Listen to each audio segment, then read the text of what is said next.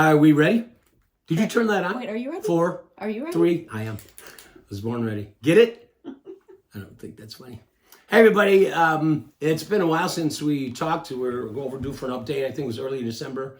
Annika, you said. Yeah. And so happy New Year and Merry Christmas and all that stuff. Hope you had a great time. And because it's been a while, again, I want to start with just this thanks and sense of gratitude for your continued support, prayer-wise, financially. It continues to overwhelm us. We love hearing from you and have been hearing some just wonderful stories. And can't tell you how encouraging all of that is. And in light of all of that, your support and your prayer and you kind of being in it with us, I need to share something that feels a little awkward to share, but it feels a little more awkward to not share it because I think you need to know this if you're in it with us, because you are. So, and it's just that for the last couple of weeks, I've been testing positive for COVID. And at the beginning, the symptoms were pretty extreme and a little bit scary. I still have some symptoms. You can maybe hear some stuff in my voice even, but they are far less extreme. Pneumonia has been ruled out, which is really good news. I was actually away when I got the COVID, and that was a little blah. But with my idiopathic pulmonary fibrosis, sorry about that, almost knocked the lamp over. That's not something we wanted to happen. So it did, and I think I'm on the mend. At the end of it, we're going to be wanting to assess what has it done to my IPF, because this gradual disease that I have, what we want to avoid are these drop-offs. And so we're just trusting that that's not going to be the case. So just, man, I don't want to say any more about that other than it's out there now. So I want you to know and pray, because I know you will. And it feels good to not be alone in that whole thing. So, and there's some ministry things that are at stake as it relates to getting well. And so, you know, part of the update, February 12th, it's just a few weeks now. I'm going to be in Duluth at Lakeview Covenant Church there. And the pastor is a guy named Dave Hugar.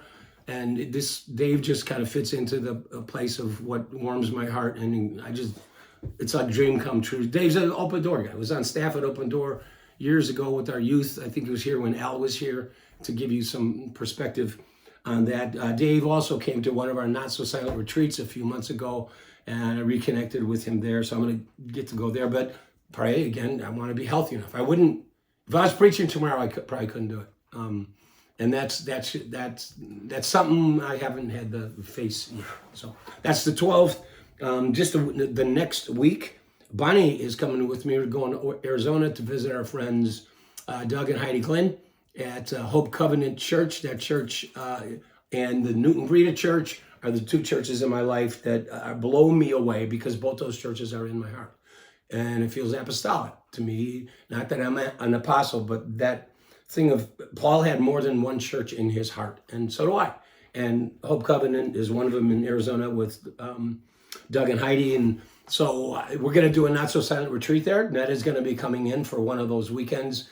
I'll be preaching in church there one of the weekends, but it's also meeting with the staff at all their staff meetings. I go to them and their elders, and it's just a very rich time. Done that for several years. I'm glad to get to do it again. Late April, I'm going back to Newton Breeda, but for a men's retreat, and going to speak in church. But this time, Dave Bricky, our pastor, my pastor at Church of the Open Door, is coming with me. And I'm not trying to make anything happen. I just know that Dave and the new pastor they have at Newton Breeda, I mean, you know, you meet these guys and go, they're going to like each other. I just know. And this connection I've had with Newton Breeda for 23 years, I just never felt like it connected to Open Door.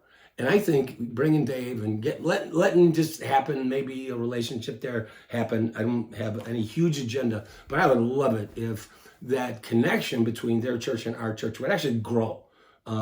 So Dave's coming, and that's going to be fun. And then I'll wrap it up that we're kind of hoping in May that Ned and I are able to ramp these retreats back up into some normal schedule, kind of it didn't die out, but it kind of went away when we lost our place.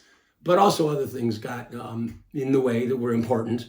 And so be thinking with us about May being a marker for sending out invitations again and getting that thing going. We do think we've found a new place to meet. In fact, then Ned and I are going out Friday to kind of scope that out a little bit. So be praying for that.